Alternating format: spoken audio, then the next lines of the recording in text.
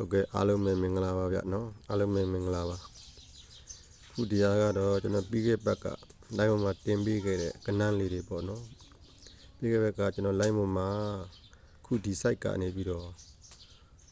tàu ngã khoan ye, khoan ngã chảo ye,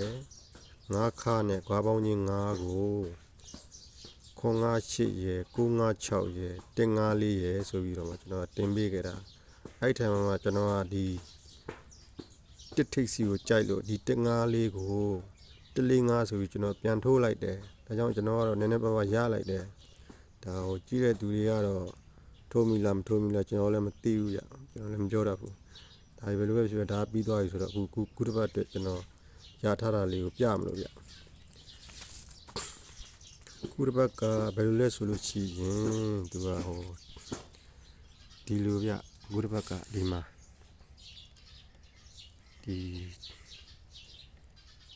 85ခုနှစ်မှာဒီ85ခုနှစ်မှာသူက20နဲ့တစ်ချိန်မှာ85ခုနှစ်20ချိန်မှာဒီလိုမျိုးရှေ့ကတလီတွဲတယ်သူကခုဒီမှာလဲအဲ့လိုပဲသူက2025ခုနှစ်20နဲ့တစ်ချိန်မှာသူကဒီလိုတလီတွဲတယ်ဗျဟိုတလီတွဲတွေကတော့အများကြီးပေါ့ဗျာဒါပေမဲ့ကျွန်တော်ကဒီ20နဲ့တစ်ချိန်ကို20တစ်ချိန်ကတလီတွဲကိုပဲယူထားတယ်ပြီးလို့ရှိရင်ခုနှစ်ကလည်းသူကဒီမှာကဟိုဒီမှာ85ခုသူကဒီမှာ2025ဆိုတဲ့ခါကျတော့ဟို5ခုလဲ5ခုစွန်းအဲ့လိုမျိုးမဟုတ်လို့ကျွန်တော်ယူထားတာအဲ့ခါကျတော့ဒီနေရာမှာသူကတလီတွဲတယ်ဆိုလို့ရှိရင်တဲ့သူကနောက်ပိတ်ကိုဘယ်လိုယူထားလဲဆိုရင်သူ့ရဲ့အပေါ်ကဘရိတ်ကိုသူကနောက်ပိတ်လို့ယူထားတယ်ဒီမှာလည်းအဲ့လိုပဲဒီမှာလည်းအဲ့လိုပဲဒီလို20ကြိမ်မှာတလီလို့တွဲရင်သူ့ရဲ့ပေါ်ကဘရိတ်ကိုသူကနောက်ပိတ်လို့ယူထားတယ်အဲ့ဒီနေရာမှာသူကရှင်းနှလုံးပေါင်းခြင်းလဲသူကခွန်ဖြစ်တယ်ပေါ်ကဘရိတ်မှာသူက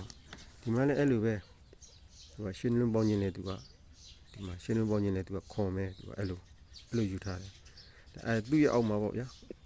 သူ့ရဲ့အောက်မှာဒီမှာ9.5ပေါ့အဲ့ဒီနေရာမှာသူကဒီခွန်နောက်ပိတ်ကိုဘယ်ကနေပြန်ချုပ်တယ်လဲဆိုရင်တဲ့သူကဒီတလီခွန်ရဲ့ဘဲဘဲအပေါ်တောင်းကို1 2 3 4ချိန်မှာ9ပရိတ်ရှိတယ်ဒါ9ပရိတ်ရှိတဲ့အတွက်ကြောင့်ဒီက9ပရိတ်နဲ့ဒီကခွန်နောက်ပိတ်နဲ့ပေါင်းခြင်းကဒီမှာ6တဲ့သူကဒါဒီကသူ့ရဲ့တောင်းကဒီ9နဲ့6ပရိတ်နဲ့ဒီကခွန်နောက်ပိတ်နဲ့ပေါင်းရင်လဲ3နဲ့သူအဲ့လုတ်ထားတယ်ပြီးလို့ရှိရင်ဒီ1 4ရဲ့အောက်တောက်မှာဘယ်အောက်တောက်မှာသူက4 3လို့တွဲတယ်ပြီးရင်သူကဒီမှာ8 6လို့တွဲတယ်1ပရိတ်လို့သူကခံထားတယ်သူကအဲ့လိုအဲ့ကကြတော့အခုဒီမှာလဲအဲ့လိုပဲသူကဒီမှာလဲပဲသူက20ချိန်မှာသူ1 4လို့တွဲပြီဆိုတော့ねဒီ9နောက်ပိတ်ကိုဒီပေါ်က9ပရိတ်ကိုနောက်ပိတ်တယ်အဲ့ဒီ9နောက်ပိတ်ကိုဘယ်လိုချုပ်ထားလဲဆိုလို့ရှိရင်သူကသူ့ရဲ့ဘယ်ဘက်ပေါ်တော့ပေါ့1 2 3 4မှာဒီမှာ1ပရိတ်ရှိတယ်အဲ့ဒီ1ပရိတ်နဲ့ဒီက9နောက်ပိတ်နဲ့ပေါင်းခြင်းဟာလဲ6ပဲတဲ့သူ့ရဲ့တောင်းကဒီ10ပရိတ်နဲ့ဒီ9နောက်ပိတ်နဲ့ပေါင်းတော့လဲ3ပဲတဲ့သူကအဲ့လိုပြီးလို့ရှိရင်သူ့ရဲ့ဒီတလေးရဲ့အောက်မှာသူက4ခါနဲ့3နောက်ပိတ်ဆိုပြီးအဲ့လိုမျိုးခံထားတယ်ပြီးရင်8 6တွဲတယ်ဒါကြီး8 6ကတော့နေရာထိုင်မတူဘူးပြီးရင်ဒီမှာ1ပရိတ်လို့သူကအဲ့လိုခံထားသူအဲ့လိုမျိုးပေါ့အခုဒါဒီ22ချိန်တက်ကိုဒါဒီမှာတော့ဒါဟိုလိုပေါ့ဗျာဒီမှာတော့ဟို9.5ပေါ့9.5ကိုကျွန်တော်ယူထားတာကတော့တခြားချေချေဝေးမဟုတ်ဘူးဒီ9.ကိုဒီမှာ9ခွပြီးလှဲတယ်ပေါ့ဗျာဒါပေါ့ကျွန်တော်ယူထားတာအဲ့လိုမျိုးဒါကြောင့်မလို့အခုဒီမှာဆိုရင်8.ကိုဒီမှာခွပြီးတော့မှဒါ8.လို့ကျွန်တော်အဲ့လိုယူထားတယ်ဒီနေရာမှာ8ခွကလည်းဟိုနည်းနည်းစိတ်ဝင်စားဖို့ကောင်းတယ်ဘာလို့လဲဆိုဒီမှာသူက6ခွရဲ့တပင်ကြားမှာ6ပြန်ခွတယ်ဒီမှာက8ခွရဲ့တပင်ကြားမှာဒါ8ပြန်ခွတယ်အဲ့လိုမျိုးကလည်းဒါရှိတယ်အဲ့လိုမျိုးလေးလည်းရှိတယ်တခုဒီနေရာမှာဘာလဲဆိုဒီခါကိုကြတော့ဒီမှာ power chain တယ် ဒီခါကိုများဒီမှာပါဝါချိန်မလားတော့မပြောတတ်ဘူးပေါ့နော်ဒါကတော့အဲ့လိုမျိုးချိန်မယ်ဆိုရင်တော့848ပေါ့ဒါတော့ထားပါဟိုဒါကနန်းတော့ဒီမှာရေးပြထားတာပေါ့နော်အဲ့ဒီနေရာမှာကျွန်တော်ကနည်းနည်းလေးဟိုအဲ့လိုပုံစံမျိုးမဟုတ်ဖက်နဲ့နည်းနည်းလေးပေါ့ရပုံစံကွဲလေးဖြစ်အောင်ကျွန်တော်ကဒီရှာကြည့်တဲ့အခါကျတော့ဓာတ်လေးကိုကျွန်တော်သွားတွေ့တာဒီမှာ951ဆိုပြီးအဲ့951ကိုဒီမှာလဲတယ်လို့ကျွန်တော်ကဟိုဒီမှာလဲတယ်လို့ကျွန်တော်ကယူထားတယ်ဒါကြောင့်ဒီမှာကြတော့981ကိုဒီမှာလဲတယ်ပေါ့ဗျာ918ပေါ့ဒါဒီနှစ်ကွက်ပေါ့ဒါတဲ့ပဲဒီနေရာမှာစိတ်မချရင်ဒီ848ကိုဒါထိုးရမှာပေါ့ထိုးရမှာပေါ့ကျွန်တော်ဒါတွေကတော့ထိုးထားတယ်လေကျွန်တော်ထိုးပြီးပြီအဲ့ဒီနေရာမှာ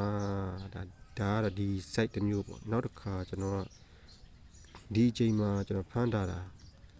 ဒါကတော့ဒီဘောကကနန်းကိုယူပြီးတော့မှကျွန်တော်ကရှားတဲ့ site အခုအရင်တုန်းကတည်းကကျွန်တော်ချိန်ဖမ်းထားတဲ့ site တစ်ခုရှိတယ်ဝေကနန်းပုံစံမျိုးဒီအချိန်မှာဖမ်းထားတာအဲ့ဒါဘယ်လိုလဲဆိုဒီမှာပြမယ်ကျွန်တော်သူက22ကြိမ်နဲ့20နဲ့3ကြိမ်မှာဒါမျိုး8ထိပ်စီနှစ်ခါထပ်ပြီးဆိုရင်ねသူ့ရဲ့နောက်နှစ်မှာတဲ့သူကနှစ်ဥမာဒီမှာခွန်ကိုလို့တွဲတယ်တဲ့အဲ့ခွန်ကိုလို့တွဲတဲ့နှစ်ထဲမှာသူကကြာရမယ်ကနန်းပေါ့ဒါခွန်ကိုလို့တွဲတယ်ကြာရမယ်ကနန်းဒီမှာလည်းအဲ့လိုပဲသူက22ကြိမ်နဲ့23ကြိမ်မှာဒီမှာ8ထိပ်လို့သူကထပ်ထားတယ်အဲ့8ထိပ်လို့ထပ်ပြီးဆိုတာနဲ့သူ့ရဲ့နောက်နှစ်မှာဒါ2025ခုနှစ်နှစ်ဥမှာဒါဒီမှာခွန်ကိုလို့တွဲထားတယ်သူကအဲ့နှစ်တည်းမှာကြာရမယ်ကနန်းပေါ့ဒါဒီ8ထိပ်နှစ်ခုထပ်လို့ဒါနောက်နှစ်မှာမွေးကနန်းပုံစံမျိုးကြာရမယ်ကနန်းပေါ့ဒါဘာလဲဆိုရင်အဲ့လို8ထိပ်လို့ရှင်းလုံးပေါင်းရင်8ထိပ်လို့ထပ်ပြီးဆိုရင်22ကြိမ်နဲ့23ကြိမ်မှာ8ထိပ်လို့ထပ်ပြီးဆိုရင်ねသူကဒီ396ဆိုတဲ့ကနန်းဟာသူကနောက်နှစ်မှာအဲ့ဒီခွန်ကိုတွဲတဲ့နှစ်မှာသူကဒီမှာ396လို့ဒဲရိုက်တာသူကဒီမှာတော့ဟိုဒီလိုရှိတယ်ဒီမှာသူကဒီအောက်မှာသူက4ခွန်ကိုရှိတဲ့ခါကျဒီမှာကျတော့396ဆိုပြီးတော့မှဒါ396ကိုတစ်ခုတည်းခွေတယ်ဒီမှာကျတော့သူကဒီမှာဒီလိုမျိုး8ထိပ်လို့ထပ်တယ်ဒီမှာ263ပေါ့ဒီ263ဟာဒါဒီနှစ်ထဲမှာတဲရိုက်ရမှာပေါ့ဒါပေမဲ့လို့သူကဒီမှာကျတော့ဒီမှာခွန်ကိုဆိုတဲ့ခါကျတော့263 260 290ဆိုပြီးဒီမှာ263 260 290ဆိုပြီးတော့မှအဲ့လိုဖြစ်နေတဲ့ခါကျတော့ကျွန်တော်ကတော့3ခုစလုံးထိုးထားတယ်အဓိကကတော့ကျွန်တော်ကတော့ဒီကနန်းကိုအကြိုက်ဆုံးပေါ့သူကဘာလို့ဆိုလို့ရှိရင်ဒီကဒီမထွက်ခင်သူ့ရဲ့တောင်းကဒီအတွဲကြောင့်သူကအခုဒီမှာကြည့်သူကဒီ396ကိုနောက်နှစ်မှာဒဲထွက်ဖို့ဆိုလို့ရှိရင်ဘယ်အချိန်မှထွက်တယ်လဲဆိုရင်ねသူထွက်မဲ့အချိန်ရဲ့ဘယ်ဘက်အောက်တောင်လေးမှာသူကဒီလိုမျိုးနောက်က96ဆိုပြီးတွဲတယ်သူကအဲ့ခါကျတော့ဒီ96ကိုဒီမှာနောက်ကနေ6ခါနဲ့6နောက်ပိတ်ကိုနောက်မှာ6ခါနဲ့6နောက်ပိတ်ဆိုပြီးတော့တွဲပြီးတော့မှဒီ3ထိပ်စီကိုကဒီသူ့ရဲ့ဒီ96ရဲ့အပေါ်က3ခါနဲ့ဒီထိပ်စီနဲ့ပေါင်းလိုက်ရင်3ဆိုပြီးကျွန်တော်အဲ့လိုယူထားတာဒါကြောင့်396ဒီမှာလဲအဲ့လိုပဲသူကဒီ263ဟိုကျွန်တော်ကဒဲယူမယ်ဗျာ263ဆိုပြီးတော့မှဒီလိုဒဲယူလိုက်လို့ရှိရင်နောက်ကသူက6ခါနဲ့3နောက်ပိတ်ကဒီမှာရှိတယ်အဲဒါကြောင့်မလို့ကျွန်တော်ဒီချိန်ကိုဖမ်းထားတာ6ခါနဲ့3နောက်ပိတ်ဒါပေမဲ့ဒီ6ခါနဲ့3နောက်ပိတ်ကဒီနှစ်ထဲမှာသူက2ကြိမ်ရှိတယ်ဒီမှာလည်း1ကြိမ်ရှိတယ်ဒီမှာ1ကြိမ်ရှိပြီမဲ့လို့ဒီမှာမထွက်ခဲ့ဘူးဘာလို့လဲဆိုရင်သူကဒီနှစ်ထိပ်စီးကိုဒီ263ပေါ့ဗျာဒါဒီ63ကိုဒီမှာ63လို့ပေးပြီးဒီကနှစ်ထိပ်စီးကိုသူကဒီမှာကြတော့ဒီလိုမျိုးနှစ်လို့ဖြစ်တယ်အဲကြောင့်သူကဒီကနှစ်ထိပ်စီးဒီမှာအဲ့လိုဖြစ်ဘူးဒီမှာခွန်ဖြစ်နေတာလေ ကြောင့်မလို့ကျွန်တော်ဒီချိန်မှာမလာခဲ့ဘူးအခုဒီချိန်ကြမှာကျွန်တော်ဖန်ထားတာဒါဒီတိုင်းဆိုရင်263ကိုဒါဒဲပေါ့263ဒဲဒီချိန်မှာဒါဒီ260နဲ့290ကတော့ရန်ပေါ့ဗျာအဓိကကတော့263ဒါ818ရယ်918ရယ်263ရယ်အဓိကပေါ့ဒီ3ခွက်ပေါ့ဒါဒီကဏ္ဍနေရတော့ဒါရန်ပေါ့ဒါကျွန်တော်ကတော့အကုန်လုံးထိုးထားပြီးပါပြီဒါအခုဒီဟာကျွန်တော်ကဟိုဒီ263ကိုကျတော့ကျွန်တော်ပတ်လက်ထိုးတယ်အဓိကကတော့ဒီ263ကအဓိကပဲဒါကျွန်တော်ကတော့ဒါကျွန်တော်ဒီတစ်ပတ်ရတဲ့ site ပေါ့နော်ထိုးလဲထိုးထားပြီးပြီကျွန်တော်ကြိုက်ဆုံးကတော့ဒါဒီ263ကိုအကြိုက်ဆုံးဒီ263ကိုအကြိုက်ဆုံးဒါပေမဲ့ကျွန်တော်ပတ်လက်ထိုးတယ်ဒီ263ကိုကျန်တဲ့ဟာတွေကတော့ဒဲပဲဒီ818လည်းဒဲပဲ918လည်းပဲဒီ8တော့မထိုးရသေးဘူးဒီ260 290လေးလည်းဒါဒဲပဲထိုးထားပြီးပြီဒါဟိုကျွန်တော်ရတဲ့ဟာလေးကိုပြီးခဲ့ဘက်ကလူပဲဟိုနည်းနည်းပါးပါးတိုက်ဆိုင်လို့တိုက်ဆိုင်ညာဟိုကျွန်တော်လိုပဲဟိုချဲကို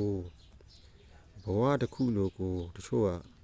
ချဲဟာကိုဘဝအလိုကိုပဲဆွဲနေကြတာကျွန်တော်ဒီလက်ဒီတိုက်မဲ့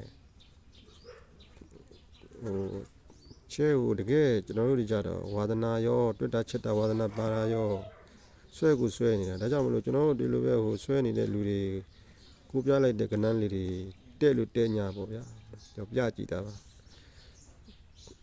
ဟိုကြိုက်ရင်လည်းယူသုံးပေါ့မကြိုက်ရင်လည်းဒါသဘောပါ